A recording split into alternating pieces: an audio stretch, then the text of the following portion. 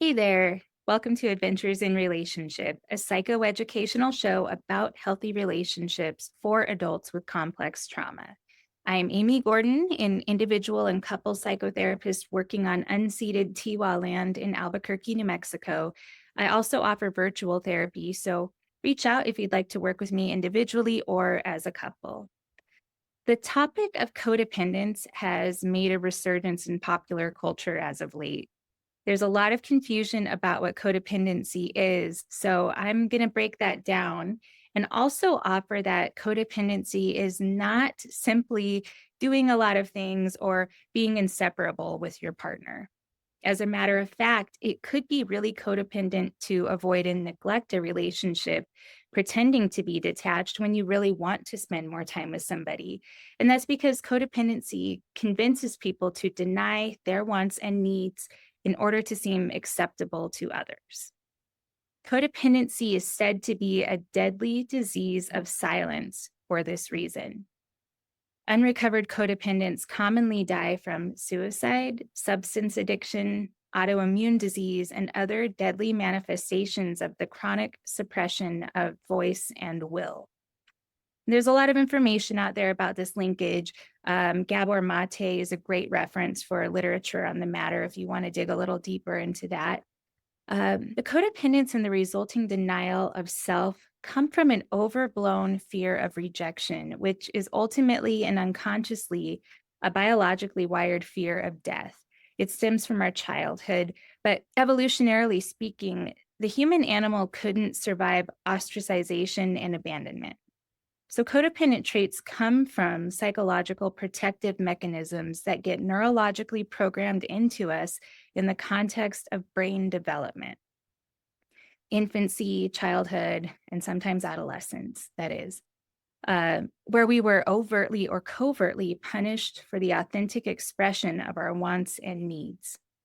Essentially, codependency is a result of childhood trauma or complex PTSD. And codependents fear true intimacy for this reason. It's often an unconscious fear. Oftentimes, codependents claim to really want intimacy from their partners and loved ones, but intimacy requires authenticity. And you could even say actualization or individuation is the word, really being yourself. I mean, that's what intimacy requires. So, codependents have developed an aversion to truly being themselves because of fear of disapproval. Codependents also develop manipulative means of getting their needs met because of this. Being direct about making requests is too vulnerable to codependents a lot of the time. And it's basically because of their upbringing. Uh, the word codependent can be misleading because it's associated with the word dependence. But codependents don't necessarily have a lot of overtly dependent traits. The term came about in the 1950s from Alcoholics Anonymous, wherein enabling partners of alcoholics were described as codependent due to their enabling behavior. This enabling behavior was thought to be beneficial to that codependent partner in that maintaining dysfunctional relational dynamics served them in some way. So these partners felt safer within dysfunction. And humans do tend to attach in comfortable and recognizable relationships. The term the devil you know comes to mind. And if you think about it, you might imagine how a person who fears rejection because of a history of never being allowed to self express could hide and keep their primary relationship intact and also appear to be an altruistic martyr to many. And that is really important to codependence, looking like a good person. Some traits of codependency come from this need to be seen as a compassionate, caring type of person. And traits like denial and control contribute to some codependents being particularly arrogant for this reason. Anyway, codependency has semantically evolved in the collective vernacular since that time. And we know now that the same codependent patterns that exist in enabling relationships also permeate the careers, families, friendships, self image, and general approach to life of those who suffer from codependency. It doesn't necessarily require being partnered with or in family or being in relationship with an addict. Codependency also exists on a spectrum of severity and involves a number of patterns under the categories of denial, compliance, low self esteem, avoidance, and control.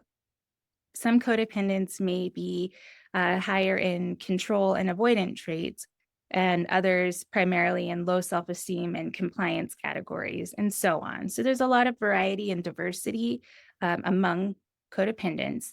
And I'll get into more detail with specific behaviors and examples in future episodes, probably. I just wanted to offer some broad strokes on the topic to start kind of building some momentum around that conversation.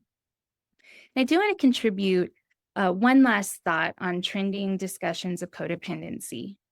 There's a lot of talk suggesting that codependency is correlated with anxious attachment.